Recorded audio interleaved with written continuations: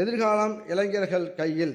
எனவேதான் இளைஞர்களும் வேளாண்மையில் ஆர்வத்தை ஏற்படுத்தி வேளாண்மைக்கு கை கொடுக்கும் வகையில் 2021-22ஆம் ஆண்டு முதல் வேளாண் பட்டதாரிகளை வேளாண் தொழில் முனைவராக்கும் திட்டத்தில் 435 இளைஞர்களுக்கு வேளாண் சார்ந்த தொழில் தொடங்க தலா 1 லட்சம் ரூபாய் மானியம் வழங்கப்பட்டு அவர்கள் கிராமப்புறங்களில் வேளாண்மை செழிக்க உதவி வருவதோடு பிற இளைஞர்களுக்கும் ஊக்கத்தினை அளித்து வருகின்றனர்.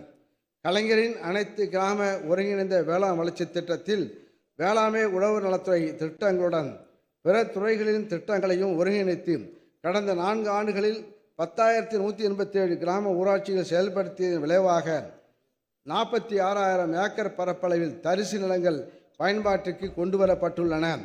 மேலும் ஆதி திராவிட பழங்குடியின உழவர்களுக்கு 1,611 ஆழ்துளை மற்றும் குழாய் கிணறுகள் அமைத்து கொடுக்கப்பட்டுள்ளன. 46 லட்சம் தென்னங்கன்றுகள், 16 லட்சம் பழச்செடி தொகுப்புகள் போன்றவை விநியோகிக்கப்பட்டன. இத்திட்டத்தில் 787 கோடி ரூபாய் நிதி ஒதுக்கீட்டில் 50,71,000 உழவர்கள் பயனடைந்துள்ளனர்.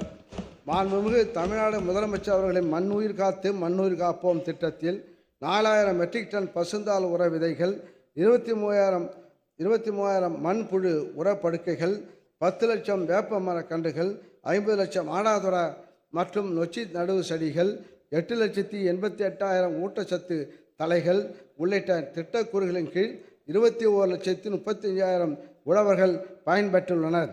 அனைவரையும் உள்ளடக்கிய வளர்ச்சியை அடைவதற்கு ஆதி திராவிட மற்றும் பழங்குடியினர் பிரிவினை சார்ந்த சிறு குறு உழவர்கள் ஒருங்கிணைந்த பண்ணையம், பசுமை குடில், வேளாண் இயந்திரங்கள் போன்ற திட்டங்களில் கூடுதல் பயன்பெற 60 முதல் 70% வரை மானியம் பெறும் வகையில் கடந்த 3 ஆண்டுகளில் ரூபாய் 61 கோடியே 12 லட்சம் நிதி ஒதுக்கீடு செய்யப்பட்டு இதுவரை 15,800 ஆதி திராவிடர் பழங்குடியினர் உழவர்கள் பயனடைந்துள்ளனர். பாதகம் செய்பவரை கண்டால் நாம் பயம் கொள்ளலாகாது பாப்பா. மோதி மிதித்து விடு பாப்பா, அவர் முகத்தில் உமிழ்ந்து விடு பாப்பா.